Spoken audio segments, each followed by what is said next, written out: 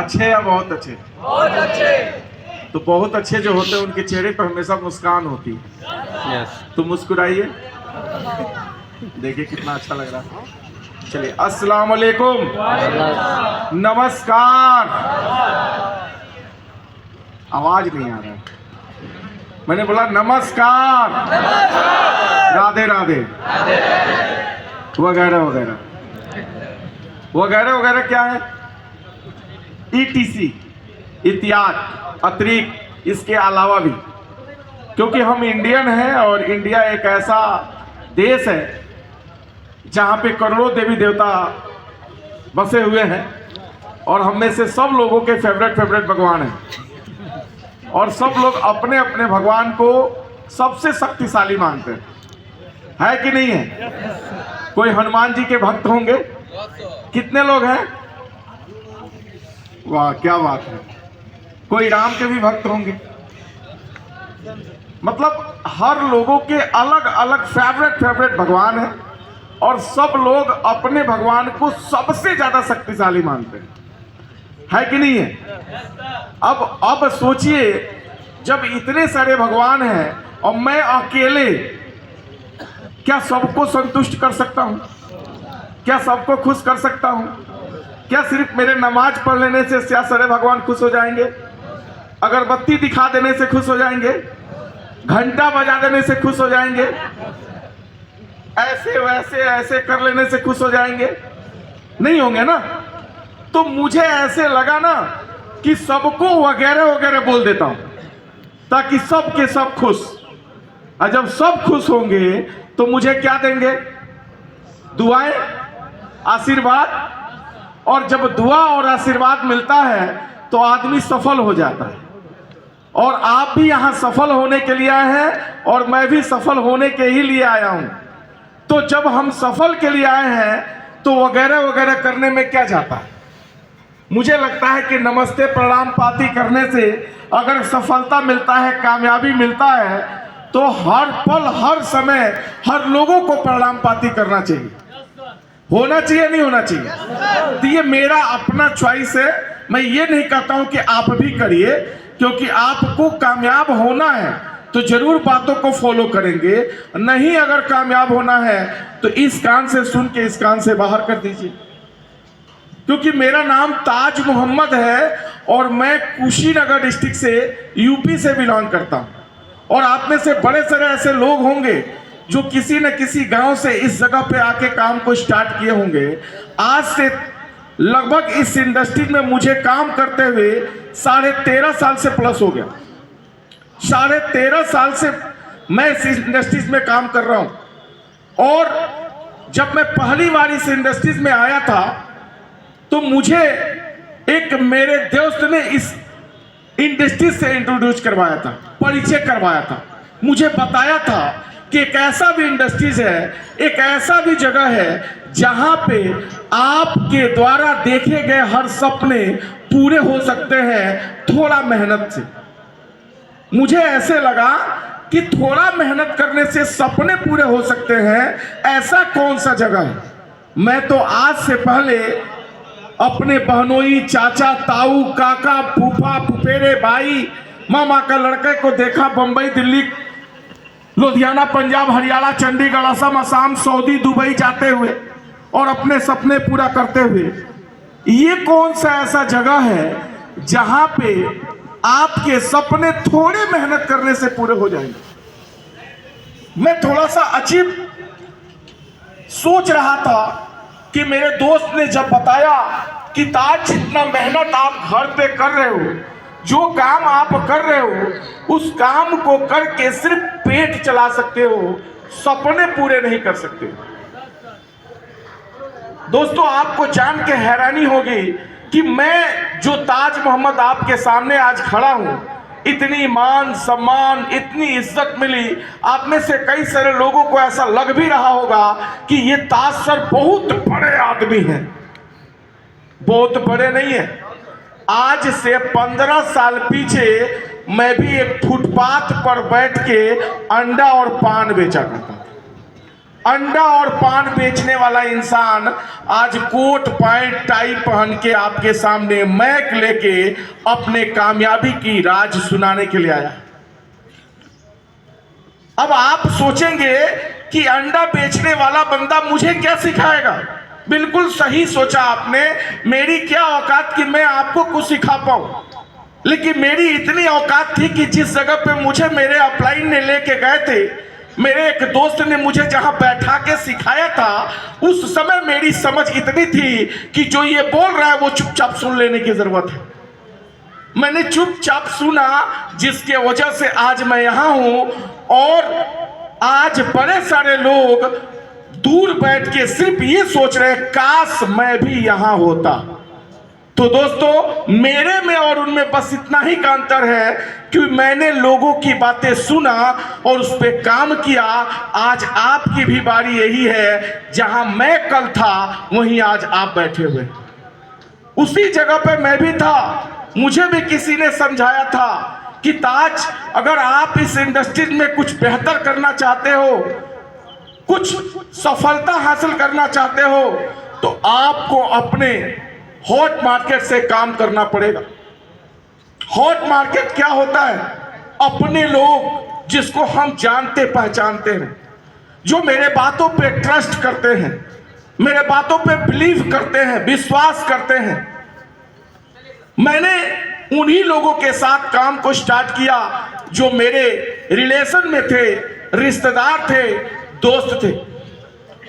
जब मुझे इस कंपनी की नॉलेज हुआ, जानकारी हुई, तो सबसे पहले मैंने अपने ही घर से अपने भाई के लड़के को बुलाया और इस इंडस्ट्री में लेके जब आया, तो मेरा जो भाई का लड़का था वो ओवर स्मार्ट था। ज्यादा पढ़ा लिखा भी बड़ा खतरनाक होता है। ज्यादा पढ़ा लिखा भी बड़ा खतरनाक होता है। चूंकि मैं इंटर तक पढ़ा हूं और मेरा जो भाई का लड़का है वो बीए किया हुआ है, तो भला मेरा बात कैसे सुनेगा।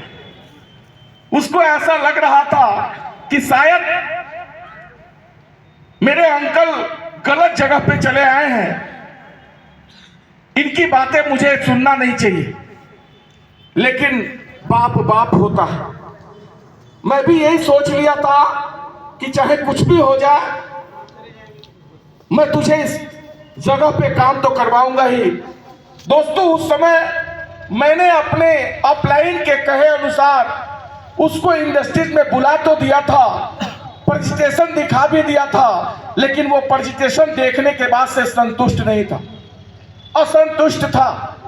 आपके भी बीच में ऐसे बड़े सारे लोग होंगे जो पहली बार प्रेजेंटेशन देखे होंगे, तो उतनी ज्यादा समझ नहीं आई होगी, संतुष्टि के साथ वो समझ नहीं पाए होंगे, लेकिन फिर भी आज हैं। मेरे साथ भी ऐसा ही हुआ। मैंने उसको जब इस कंपनी के बारे में बताया और उसको जब समझ नहीं आया, तो मेरे पे पूरा गुस्सा हो गया। आपको पता है, प्रेजेंटेशन के समय मोबाइल रख लिया जाता है। मोबाइल रख लिया जाता है ताकि कोई फोन ना बजे, कोई फोन से छेड़छाड़ ना हो। हमारे भी उस समय प्रेजेंटेशन के समय मैंने मोबाइल रख लिया था। और मेरा चाचा, चूंकि मैं उसका चाचा, वो मेरा भतीजा, प्रेजेंटेशन देखने के बाद से मेरे पे पूरा लाल पीला हो गया, पूरा गुस्से में कि ये कौन सा काम करने के लिए मुझे बुला दिए। वो निकलने के बाद से बोला कि चाचा मुझे फोन दीजिए। मैंने बोला कि ठीक है। फोन मैंने दिया। फोन देने के बाद वो ऑफिस के सबसे आखिरी वाले मंजिल पे चला गया और जाने के बाद फोन लगा देता है अपने अब्बू को, और अपने अब्बू को फोन लगा के बोलता है कि अब्बू, वही वाला काम है जो बम्बई में हम करते थे। ये फंसने फंसाने वाला काम है, मूर्ख बनाने वाला काम है। ये खुद फंसे हुए हैं, मुझे भी फंसा रहे। चूंकि मैं भी नया नया गया था, मेरे पास भी उतनी समझ नहीं थी। मोटा आदमी, मोटी दिमाग, मोटी मोटी बातें समझा था। मैंने फोन तुरंत छीना और छीनने के बाद से मैंने भाई को फोन जो लाइन पे थे बात किया, सलाम अलैकुम, उन्होंने बोला वालेकुम सलाम। भाई ये 4 दिन का लौंडा मेरा बाप बनता है, इसीलिए मैंने बोला था इसको मत भेजिएगा, लेकिन आपके कहने पर मैंने बुला लिया इसको। उन्होंने बोला फोन देना उसको, फोन दिया मैंने। उन्होंने जितना यूपी बिहार का शानदार शानदार श्लोक होता है उन्होंने खूब बढ़िया से सुनाया अपने बेटे को, और उन्होंने बोल दिया कि वहां से आना नहीं है, जो ताज मोहम्मद बोलता है वही करना है। वो बोलता है कि अब्बू यहां पैसा फंस जाएगा, वो बोलते हैं तेरा क्या जाएगा, दिया तो मैंने है ना, मतलब फंसा क्या। मुझे पता था कि यहां कोई पैसा फंसने वाला नहीं है, जितना हम पैसा देते हैं उसके बदले हमें प्रोडक्ट मिलता है या नहीं मिलता है, सामान मिलता है या नहीं मिलता है, तो क्या फंस जाते हैं क्या हम सब फंसे हुए हैं। दोस्तों उसकी उतनी समझ नहीं थी, उसने ऐसा बोल दिया। उसके पापा ने यानी मेरे भाई ने उनको खूब सुनाया, और वो बंदा सोच लिया कि चलो अब चाहे कुछ भी हो पैसा तो फंसा के ही आना। वो फंसाने के चक्कर में ट्रेनिंग लेना शुरू किया कि आज ये पैसा जब तक बर्बाद नहीं करूंगा, फंसाऊंगा नहीं, तब तक घर नहीं जाऊंगा। मुझे पता था यहां से एक भी पैसा फंसने वाला नहीं है। मैंने 7 डेज 7 दिन तक लगातार कंटिन्यू उसको सुबह और शाम को ट्रेनिंग दिया, हर दिन सुबह शाम ट्रेनिंग दिया, हर क्लास दिया। और जब वो बंदा 7वें दिन 7 दिन जैसे ही पूरा हुआ, 21 मार्च को आया था, उस 21 मार्च को छोड़ दीजिए, 22, 23, 24, 25, 26, 27, 28 7 दिन हुआ कि नहीं हुआ। 28 तारीख को मेरे को रात को लगभग 9:30 बजे, 9:45 बजे के करीब में आता है मेरे रूम पे और बोलता है चाचा कल सुबह चलना है रिसीव करने। मेरा दिमाग घूम गया। मैं पहले ही बोला कि मैं मोटा आदमी हूं, मोटी दिमाग है।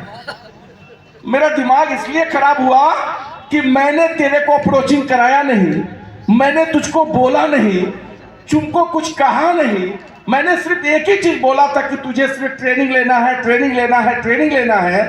फिर ऐसा कौन सी बात आ गई कि तूने बोल रहा कि रिसीव करने चलना है।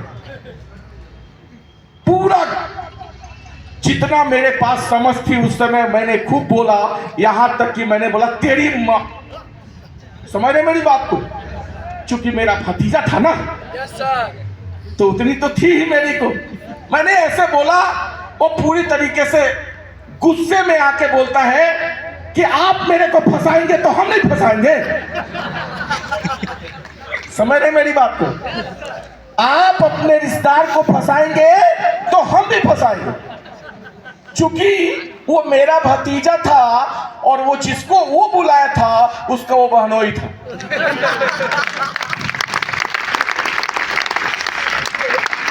समझ रहे मेरी बात को। मैंने अपने भतीजे को बुलाया तो भतीजा किसको बुलाया, अपने बहनोई यानी मेरी दामाद को। समझ रहे मेरी बात को। अब उसने बुला दिया, मैं भी थोड़ा शांत हुआ, क्योंकि आपको पता है जब गेस्ट आता है तो बड़ा मजा आता है, नहीं आता है। मैं सुबह जल्दी तैयार होके फ्रेश होके रिसीव करके लेके आया और उसको काम करवाया, सब कुछ किया, ओके किया, फाइनल हो गया 29 तारीख को। फिर 30 तारीख को रात में आता है, फिर 30 तारीख को रात में आया और बोलता है कि चाचा सुबह चलना है रिसीव करने। मैं सोचा कि आखिर ये हैरान इस बात से था कि मैंने इसको अप्रोचिंग सिखाया नहीं है, मैंने इसको बताया नहीं है, तो क्या और कैसे कब किस तरीके से ये सीख लिया लोगों को बुलाने का तरीका। हेलो, चूंकि मैं उसका 1 मिनट भी उससे अलग नहीं रहता था।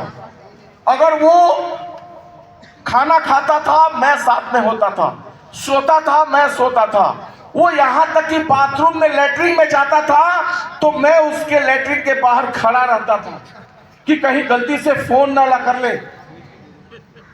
Hello, yes sir. फिर भी ऐसा किस टाइम ऐसा हुआ, कैसे चूक हो गई मेरे से कि उसने इतनी बेस्ट तरीका अप्रोचिंग सीख लिया भाई। मैं हैरान था ये जानने के लिए। तो दोस्तों आज जरूर मैं क्लियर करूंगा। जब मैंने उससे बात किया कि आखिर तुझको कैसे पता कि लोगों को कैसे अप्रोच करते हैं, किसने बोला तुझको बुलाने के लिए, उसने बोला कि जब मैं सभी लोग रूम में इकट्ठा बैठते हैं गोल सेटिंग करके, तो कोई छत पे बैठ के कोई अपने जीजा को बोल रहा है, कोई अपने भाई को बोल रहा है, कोई अपने दोस्त को बुला रहा है। इस तरीके से लोगों को जब बुला रहे थे तो मैं कोने में बैठ के सुन रहा था। मैं कोने में बैठ के सुन रहा था कि ये अपने भाई को बुला रहा है, ये अपने मामा के लड़के को बुला रहा है, ये अपने दोस्त को बुला रहा है, वो चाचा के लड़के को बुला रहा है। सब के सब अपने ही रिश्तेदार को बुला रहा है, तो हम भी अपने रिश्तेदार को बुला देते। उसने फोन लगाया और ऐसा क्या समझाया होगा वो तो खुदा जाने, मुझे नहीं पता क्या समझाया। वो तुरंत के तुरंत गाड़ी पकड़ के चला आया और पैसे के साथ आया। आने के बाद जब मैं रिसीव किया, उसको लेके गया, पैसा जमा करवाया, उसकी जो भी फॉर्मेलिटी होती है वो मैंने पूरा करवाया। उससे जब मैंने बात करने लगा तो मुझे जब इस तरीके की बातें समझाया तो मुझे ये बात समझ में आ गई कि अगर काम करने के लिए अगर इच्छा हो आपके अंदर, आपके पास कोई सपने हो, तो आदमी अपने सपने को पूरा करने के लिए वजह ढूंढ लेता। उस बंदे के अंदर ऐसा जोश आया, जुनून आया, कहां से आया, कैसे आया मुझे नहीं पता, लेकिन उसको लोगों की बातें सुन सुन के, लोगों की एक्टिविटी देख देख के ये समझ में आ गया कि इस बिजनेस में अगर सफल होना है, कामयाब होना है, तो अपने हॉट मार्केट से ही काम करना पड़ेगा। और उसका दूसरा भी बहनोई आ गया, दूसरा भी बहनोई आ गया। आने के बाद वो भी काम को स्टार्ट किया, शुरू किया। और उसी समय दोस्तों मेरी जो टीम थी, जहां मैं अकेले था, वहां 4 लोगों का टीम बन गया। कितने लोगों का टीम बन गया? हेलो, कितने लोगों का? 4 लोगों का टीम बन गया। मैं बड़ा खुश था। उस समय मेरे एक सीनियर अपलाइन थे, उस अपलाइन ने मेरी मीटिंग लिया। काफी सारे डायमंड बैठे हैं यहाँ पे। कितने डायमंड है? डायमंड जैसे कोई न्यू डायमंड बनता है, वैसे ही मेरे सीनियर अपलाइन उन न्यू डायमंड को प्रमोशन लेते हैं। प्रमोशन जो लिए हुए लोग होते हैं उनकी मीटिंग लेते हैं, क्योंकि जब डायमंड होता है तो उसके पास टीम होती है और उसकी टीम के साथ साथ उसका काम करने का तरीका अब बदल जाता है। क्योंकि जब आता है अकेले तो सिंगल होता है, वो बैचलर होता है, उसके पास सिर्फ अपनी ही देखरेख करने की समझ होती है। लेकिन जैसे ही डायमंड बनते हैं वैसे ही उसको 4, 5, 6 लोगों का टीम बन जाने की वजह से उसको दूसरे की टीम को कैसे संभालना है ये जानकारी उसको तो होना चाहिए। इसी चीज को लेकर मेरे अपलाइन ने प्रमोशन लिए हुए लोगों को मीटिंग किया और उस मीटिंग में मुझे बोला कि ताज मोहम्मद, जो ये डायमंड लेवल का ताज पहने हो ना, हेलो, डायमंड लेवल का जो ये ताज पहने हो, ये तेरे मेहनत के बदौलत नहीं है। ये डायमंड बने हो ना 3-4 लोगों के वजह से बने। जिंदगी में तेरे घर में चूल्हा जले या ना जले, चलेगा, लेकिन इस 4 लोगों के घर में कभी चूल्हा बंद नहीं होना चाहिए। दोस्तों, मुझे उस दिन ये बात पता चल गया कि अब मुझे अपने लिए काम नहीं करना है, अब काम करना है डाउनलाइन के लिए।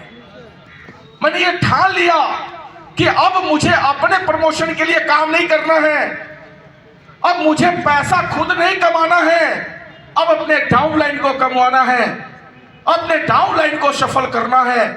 और दोस्तों, मैंने अपने उस डाउनलाइन को उस दिन से अपने जैसा बनाने के लिए जान लगा के काम किया और देखते ही देखते 1 साल का समय लगा। हेलो, 1 साल का समय लगा। पूरे 1 साल में मैंने भले ही कमाया 24,000, लेकिन मेरे दोनों के दोनों डायरेक्ट लाइन उन्होंने कमाया लाखों रुपए। उन्होंने कमाया लाखों रुपए। मैं अपने अपलाइन से पूछ रहा था, सर मेरे डाउन लाइन लाखों कमा रहे हैं, मेरा इनकम इतना छोटा क्यों? वो बोलता है, मूर्ख, तुम पिल्लर अभी तैयार कर रहे हो। क्या कर रहे हो? पिल्लर तैयार कर रहे हो। और जब पिल्लर तैयार होता है तो उसमें पूंजी ज्यादा लगता है, समय भी लगता है, लेकिन जब बन के तैयार होता है तो उसके मंजिल पे मंजिल बना दो, वो टिकता कभी है जब उसका पिल्लर मजबूत होता है। तो आज तू मत देख कि तेरा इनकम कितना हुआ, आज ये देख कि तेरा पिल्लर कितना मजबूत हो रहा है। मैंने दोस्तों पिल्लर मजबूत किया और अगले साल इस ताज मोहम्मद का इनकम 4.5 लाख रुपया हो गया। 4.5 लाख। हेलो, तो आम का आम गुठलियों का दाम, सूद ब्याज चक्रवृद्धि ब्याज जोड़ के वसूला ना। तो आप भी मत घबराना, बिल्कुल मत घबराना। आज अपलाइन बन गए हो, आपका इंसेंटिव थोड़ा कम है, टेंशन मत लो। यूं समझो पिल्लर तैयार हो रहा है। Yes sir. सिर्फ डाउन लाइन को कमवाओ, डाउन लाइन का चेक बनवाओ 10,000, 20,000, 50,000, 1 लाख, 2 लाख, 4 लाख का। आपका चेक थोड़ा कम है, टेंशन मत लो, बिल्कुल टेंशन मत लो, क्योंकि जितना तुम कमाओगे उतना तुम्हारा डाउनलाइन भी नहीं कमाएगा। ऐसे ही हुआ, मेरा डाउनलाइन, मेरा भतीजा लाखों रुपया कमा रहे थे और मैं थोड़ा कम कमा रहा था, लेकिन जैसे ही अगला साल पूरा हुआ मेरा रिकॉर्ड, मेरा डाउनलाइन तोड़ ही नहीं पाया। समझ रहे मेरी बात को? नहीं तोड़ पाया, क्योंकि मैं लगातार कंटिन्यू काम करता रहा और मैं काम करने पे विश्वास करता हूं, बहसबाजी करने पे नहीं। मैं काम करने पे विश्वास करता हूं। मुझे लगता है कि मैं काम करूंगा तो रिजल्ट मिलेंगे, क्योंकि मैंने अपने अपलाइन के द्वारा जो बातें सुना था उसके ऊपर विश्वास करके काम किया था, भरोसा करके काम किया था, और उसी विश्वास भरोसे के साथ लगातार कंटिन्यू काम किया। और आज इस इंडस्ट्री से मैंने लगभग 6.5 करोड़ से भी ज्यादा पैसे कमा चुका है। 6.5 करोड़ से भी ज्यादा पैसे।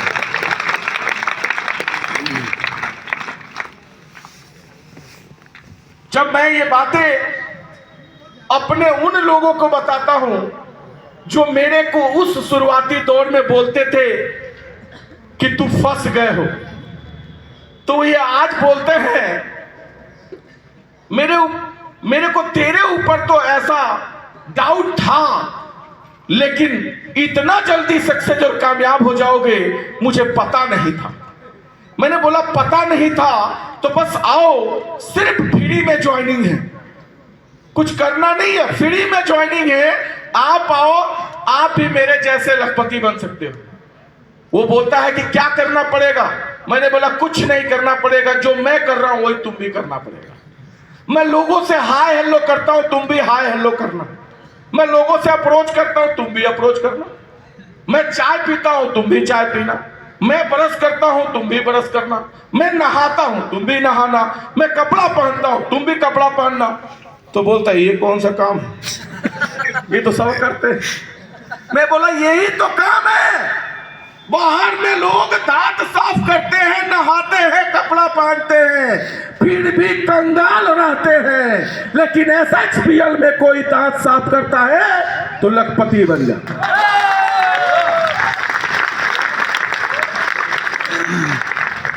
क्या करना चाहिए?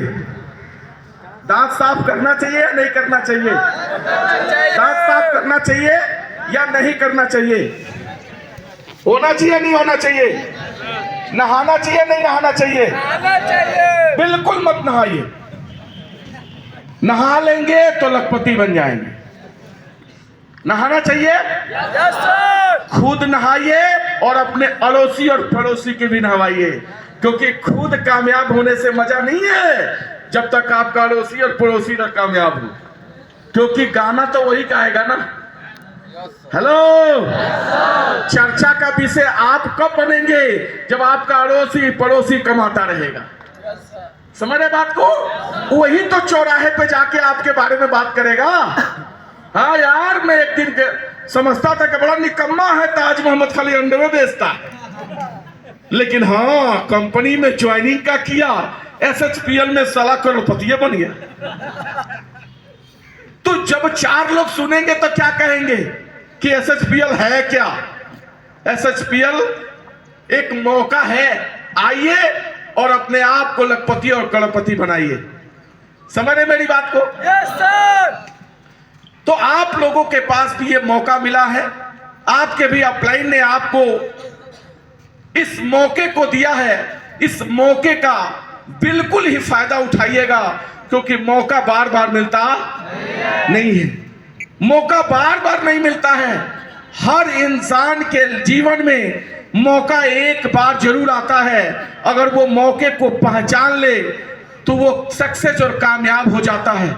अगर मौके को नहीं पहचाने तो शायद आप कामयाबी से दूर रह जाएंगे। मैं एक छोटा सा कहानी आपको सुनाता हूं, शायद आपको मेरी बातें और जल्दी समझ आ जाए। हेलो, कहानी सुनने के लिए तैयार हैं? Yes sir. तो सुनने के लिए तैयार है तो एक बार ताली बजाइए। एक दिन एक smart boy, hello, smart boy, Rajesh Chaurasia ji के जैसा, खूब बढ़िया शानदार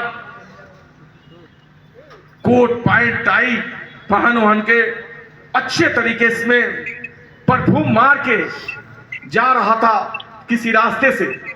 उसी रास्ते में, हेलो, उसी रास्ते से एक लड़की बहुत ही सुंदर, बहुत ही स्मार्ट आ रही थी। देखने के बाद से वो लड़का उस लड़की के ऊपर फिदा हो जाता, उसको ये मानने लगता है कि काश इससे मेरी शादी हो जाती। कुछ दूर पे ही उसके पापा किसान थे, वो खेत में काम कर रहे थे। जब उसको पता चला तो डायरेक्टली अब उसके पापा के पास चला गया और बोलता है कि अंकल, मुझे आप अपने लड़की से शादी करा दीजिए। जो पापा थे गुस्सा नहीं होते हैं, नाराज नहीं होते हैं, वो बोलते हैं ठीक है बेटा, लड़की है तो किसी ना किसी से शादी तो करना ही है, कभी ना कभी तो करना है, मैं कर दूंगी, लेकिन मेरा एक शर्त है, अगर आप उस शर्त को मान लेते हो तो मैं अपने लड़की की शादी तुमसे अपने स्वेच्छा से करवा दूंगा। लड़का बोला कि ठीक है, आपका जो शर्त है सब मंजूर है, क्योंकि लड़की बड़ा अच्छी थी, स्मार्ट थी। वो किसान बोलता है कि सुबह मेरे घर पे आ जाना, आपको मैं वहीं पे अपने शर्त बताऊंगा। लड़का पूरी तरीके से तैयार होके, अच्छे तरीके से कपड़े पहन के, साफ सुथरा स्मार्ट बन के सुबह मॉर्निंग में पहुंच जाता है उस अंकल जी के वहां, और अंकल जी के पास जाता है और बोलता है, अंकल जी बताइए क्या शर्त है आपका। वो बोलते हैं कि बेटा मेरा शर्त 3 है। शर्त यह है कि मेरे पास एक बैल है। हेलो, क्या है? बैल, खेत जोतने वाला, समझ रहे ना? एक बैल है, अगर आप उस बैल को पूंछ पकड़ लेते हो, उस बैल के पूंछ को पकड़ लेते हो तो मैं अपने लड़की की शादी करा दूंगा। हेलो, लड़का बड़ा खुश हुआ, पूरी तरीके से खुश हो गया। बोले ये कौन सी बड़ी बात है, हम तो बचपन में कितने गाय भैंस को चराए हैं, सबका पूछ पकड़ पकड़ के नहलाए हैं, ये कौन से बड़ी बात है। बोला कि ठीक है, मैं आपके अंकल जी मैं आपके शर्त को मानता हूं, आप बताइए कहां है बैल। बोला कि आप टेंशन ना लीजिए, आप थोड़ा दूर खड़ा हो जाइए, मैं यहीं से खोलता हूं, आप उसका पूछ पकड़ लीजिएगा। एक दरवाजा खुलता है, उसमें से एक बैल पूरा मोटा ताजा एकदम खतरनाक दिखने वाला, लंबा लंबा सींग वाला, पूरा भागते हुए जाता है उसके रास्ते से। उसी रास्ते में वो लड़का खड़ा था और जैसे ही बैल को अपने तरफ आते हुए देखा, वो भी इतना तगड़ा, इतना खतरनाक दिखने वाला, वो तुरंत साइड हो गया और बैल अपने आप चुपचाप निकल के चला गया। क्यों चला गया? क्योंकि वो लड़का उस बैल को छेड़छाड़ नहीं किया, इसलिए वो चुपचाप चला गया। दूसरा दरवाजा खुला, उसमें से जो पहले वाला था उससे भी ज्यादा खतरनाक, उससे भी ज्यादा मोटा तगड़ा लंबा सींग वाला बैल निकला और पूरी तरीके से तेज गति में उसके तरफ कदम बढ़ा ही रहा था। लड़का देखा और पूरी तरीके से डर गया। बोलते यार गलती से इसके पास अगर चला गया और पूछ पकड़ने के चक्कर में मैं पता नहीं मर भी तो ना जाऊं। वो तुरंत साइड हो गया और वो बैल फिर से चला गया। बोला कोई बात नहीं, अभी तो एक बैल और है। तीसरा बैल की दरवाजा खुला और एक दरवाजे से एक तीसरा बैल निकला और एकदम दुबला पतला मरियल जैसा, हिलने डुलने वाला, चलने वाला, ऐसे मरियल के जैसा चल रहा था। लड़का बड़ा खुश हुआ, मूंछों पे ताव देने लगा, वाह क्या बात है, अब तो लड़की की शादी हो ही जाए।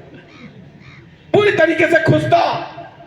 जैसे ही बैल उस लड़के के करीब पहुंचता है और लड़का उत्साहित के साथ, जोश के साथ जैसे ही पोंछ पकड़ ले जाता है तो उसका पोंछ ही नहीं,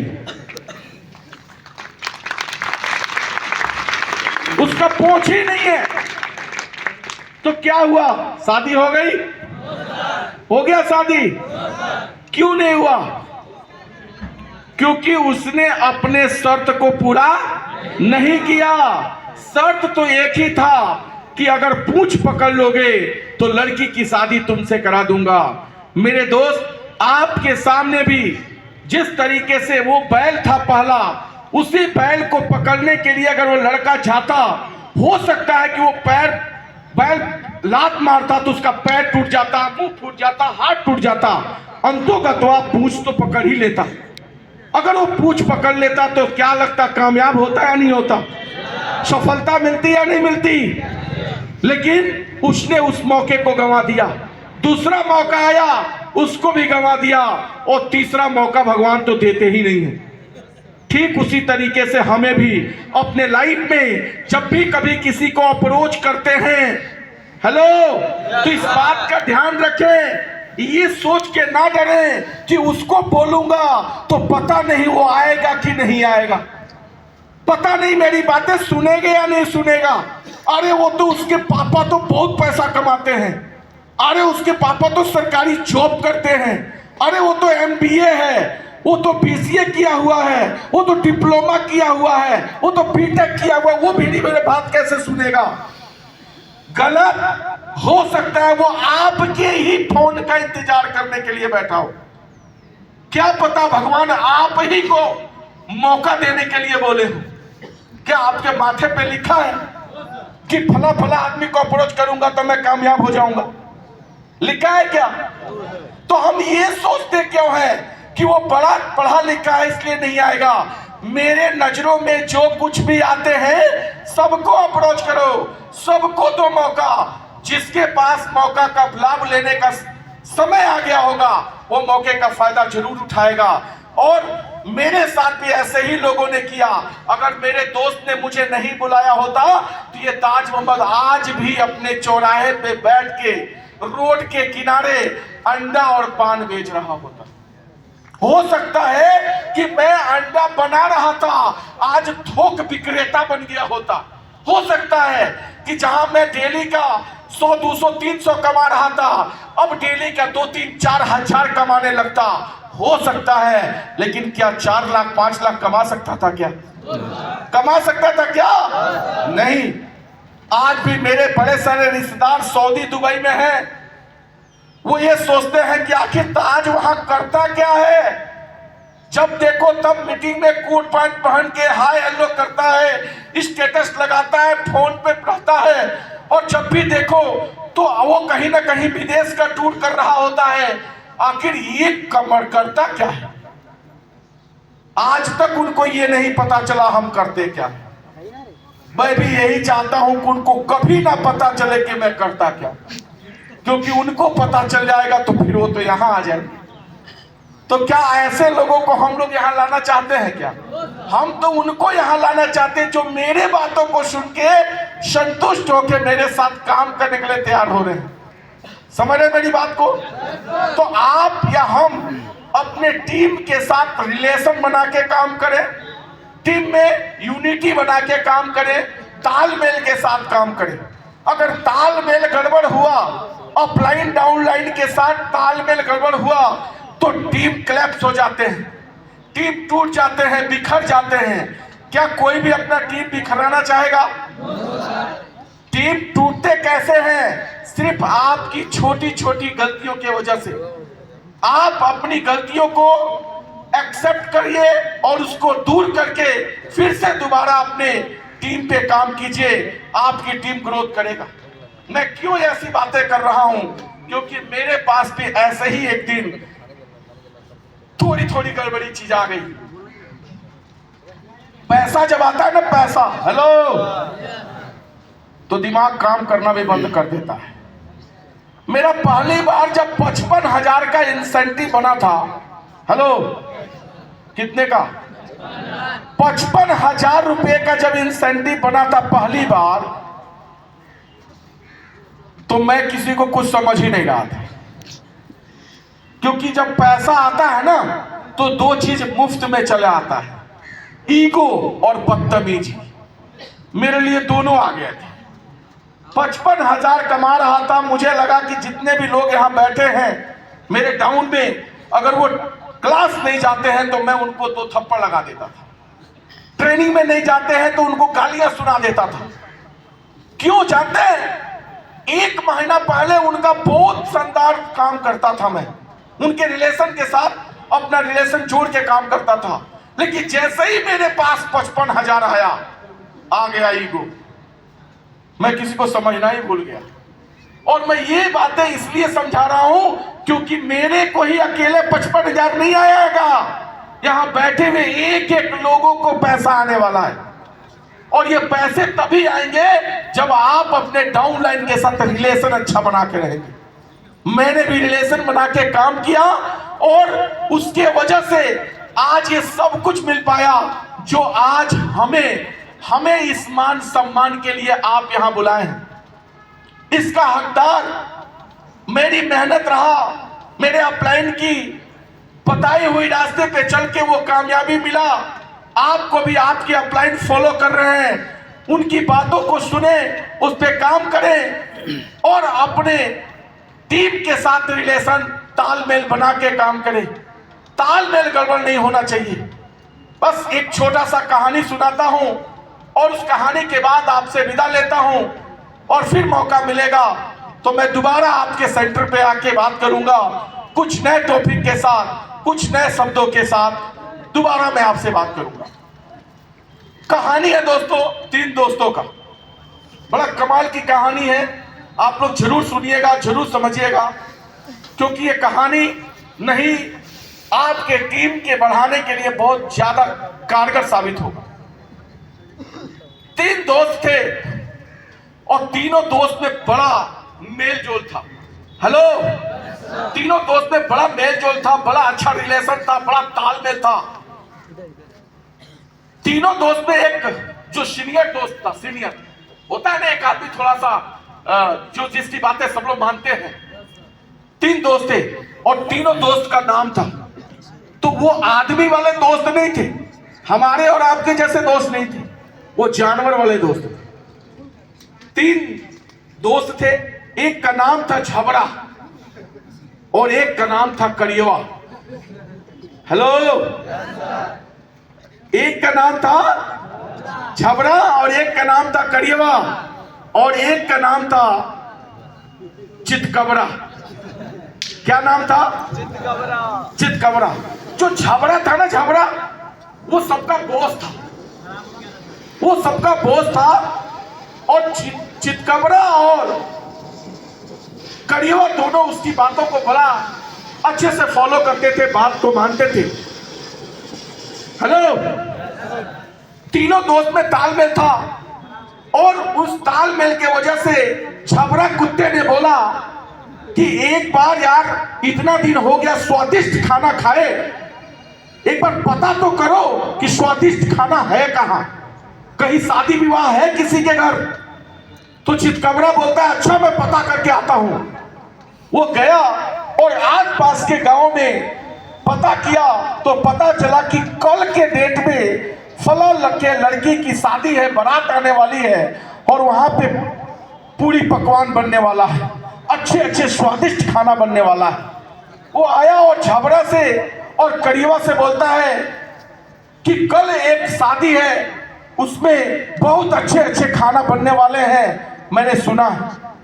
वो तीनों पूरी तरीके से तैयार हो गए और उस रात को खाना नहीं खाए, सुबह में खाना नहीं खाए। इसलिए नहीं खाए क्योंकि कल पूरा भरपेट खाना खाना है। वो दोनों खाना खाना बंद कर दिए और उस समय का इंतजार करने लगे। तीनों में बड़ा तालमेल था ही, यूनिटी था ही।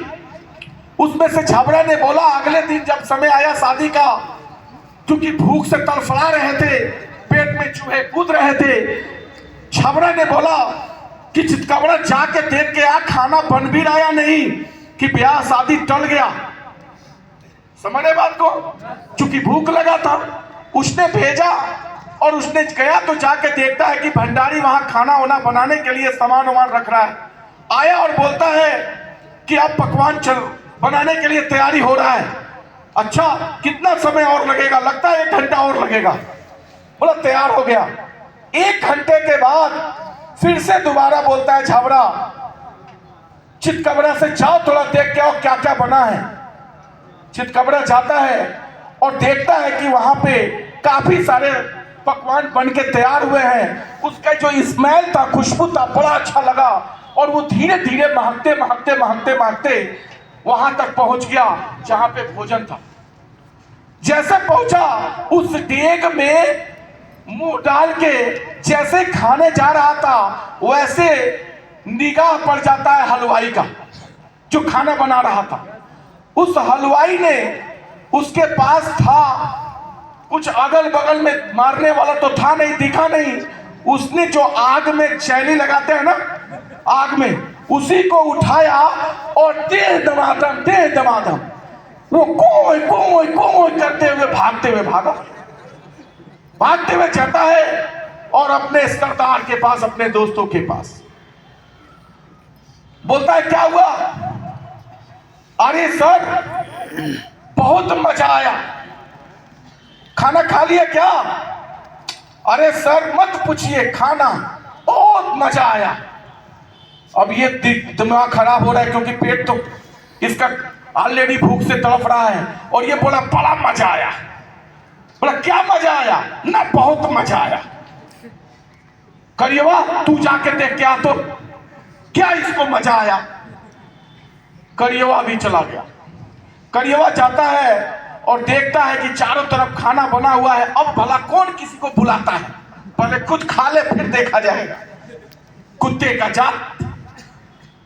वो देखा कि कोई देख नहीं रहा है तो जाके पनीर वाले सब्जी में ही मुंह डाल देता है। जैसे मुंह डालता है, संजोग से वो दूसरा कढ़ाई में वो पलटा बड़ा वाला नहीं होता पलटा, उसी को लेके वो चला रहा था। देखता है कि यार ये तो फिर से आ गया। उसने कुछ नहीं किया, पलटा से ले दनादन 2-3 पलटा दिया और काय करते हुए भागते हुए भागा और जाते हुए वहां पहुंचा तो बोलता है क्या हुआ? अरे बड़ा मजा आया, खाना मिल गया क्या? ना बहुत मजा आया। सरवा सब भी भेज रहा हूं तो सब जाके बोला बड़ा मजा आया। हमको एक बार भी नहीं बोला कि खाना खाना, बोला बड़ा मजा आया। चलो मैं देख के आता हूं क्या मजा आया। वो भी चला जाता है और वो भी जाने के बाद से देखता है कि खाना वाना बना के एक स्टोर रूम होता है, पता है ना, उस स्टोर रूम में सब खाना रख दिया जाता है। उसी स्टोर रूम में खाना रख दिया गया था और थोड़ा सा फाटक खुला था, थोड़ा सा, उसी में ऐसे तैसे करके घुस गया और घुस के चारों तरफ मिठाई कहीं कुछ खाने लगा। पूरा सोच रहा था कहां से शुरुआत करूं। तब तक हमारे और आपके जैसे चलाने वाले लोग नहीं होते हैं, खाना खिलाने वाले, जब तक जाके देखते अरे ये तो कुत्ता घुस गया इसमें भी, वो 2-3 लोग को बुलाता है, सुन सुन सुन सुन। वो 2-3 को आया बड़का बड़का लाठी लेके, दरवाजा बंद कर, दरवाजा बंद करके मारता है, बाय बाय बाय बाय, अरे चिल्ला रहा पूरा काय चिल्ला रहा है। अब ये देखा कि अब भागने का कुछ भी नहीं है तो पूरी तरीके से नौटंकी के पूरा जीभ बाहर निकाल के लगा मर गया। अब इनको लगा साला लगता है हम लोग मारिए दिए क्या इसको, अब इसको फेंकेगा, फेंकना पड़ेगा। जैसे दरवाजा खोलते हैं वैसे खुद के उठ के भाग गया वो। और जब जाता है इन दोनों के पास तो दोनों बोलता है क्या हुआ, अरे बहुत मजा आया। बोला क्या मजा आया, अरे ये बताओ सच सच चिटका बड़ा कि तेरे को कितना मिला। बोला क्या बताएं, मुझे तो चलिए दिया। अच्छा करिए तू बता तेरे को क्या मिला। अरे हम क्या बताएं, ससुरा इतना बड़ा पापी था कि हमको लोहा के पलटे से दे दिया। अरे ससुरा तू दोनों के दोनों बड़ा भाग्यशाली है, बहुत भाग्यशाली है कि कम से कम चलिए और पलटल रह गया। हमको तो बंद करके 4 को मोटे मोटे लाठी से दे दुना दूं। किसी तरीके से भाग के आया। हेलो, मैं ये कहानी सिर्फ हंसने के लिए नहीं बताया था, मैं ये कहानी बताया था कि तीनों में इतनी तालमेल था, इतनी दोस्ती थी, इतनी बढ़िया रिलेशन था। अगर थोड़ी सी समझदारी नहीं, गड़बड़ी हुआ तो पूरा तितर बितर हो गया। अगर वो समझदारी होता तो एक ने पहले ने गया और जाके उसको बता दिया होता कि भैया खाना बन गया, चलते हम लोग खाते हैं, तो दूसरे भी तैयारी के साथ जाते, तीसरा भी तैयारी के साथ जाता और तीनों के तीनों बढ़िया से खाना खा के अच्छे से आते, किसी को कोई दिक्कत परेशानी नहीं था। लेकिन हम में से भी बड़े सारे लोगों के पास, जब हमारे पास 1 2 3 लोगों की जब टीम बन जाती है, नेटवर्क बन जाता है, तो हमें ये लगने लगता है कि मैं ज्यादा समझदार हो गया हूं, ज्यादा इंटेलिजेंट हो गया हूं, ज्यादा होशियार हो गया हूं। मैं अपलाइन से क्या बात करूं, मैं अपलाइन को क्या बताना, हम खुद ही हैंडल कर लेंगे, हम खुद ही जिसको जाना है रिसीव करके लाना, मैंने उसी को रिसीव करके लेके जाऊंगा। मुझे कोई भी ऑफिस में काम कराना मैं खुद करा लूंगा। और यही तालमेल गड़बड़ी होता है जिसके वजह से चीजें खराब हो जाता है। ऐसी नेटवर्क मार्केटिंग में आप लोग गड़बड़ी मत कीजिएगा। जो भी बातें होंगी अपने अपलाइन के साथ शेयर कीजिएगा, अपने अपलाइन को हर बातें बताते हुए चलिएगा। यहाँ पे लगातार 3 साल समय देने के बाद हर वो बंदा, चाहे आप हो या हम हो, कोई भी हो, 3 साल अगर समय देते हैं इस डायरेक्ट सेलिंग इंडस्ट्री में तो लखपति बनने से कोई नहीं रोक सकता। क्योंकि ये रातों रात अमीर बनने वाला बिजनेस नहीं है, ये कोई लॉटरी नहीं है। ये है दोस्तों परफेक्ट बिजनेस, प्रोफेशनल बिजनेस। और प्रोफेशनल बिजनेस हमें हर रूल और नियम के साथ करना होता है। आप रूल और नियम को फॉलो करें और अपने अपलाइन की कहे हुए बातों को एक्सेप्ट करते हुए उस पर काम करें और अपने सफलता को अब पाए और ऐसे ही 3 दूनी रात चौगुनी करके सफलता हासिल करें। मैं ताज मोहम्मद अपने बातों को यहीं बैंड अप करता हूं। दोबारा मौका मिला तो आपके सामने मैं फिर से सेंटर पे आऊंगा और कुछ अच्छी बातों के साथ आपके साथ फिर से रूबरू होंगे। तब तक के लिए आप और अपने टीम के साथ बने रहे। मेरी शुभकामनाएं आप सबके साथ है। Best of luck. Show thank you दोस्तों।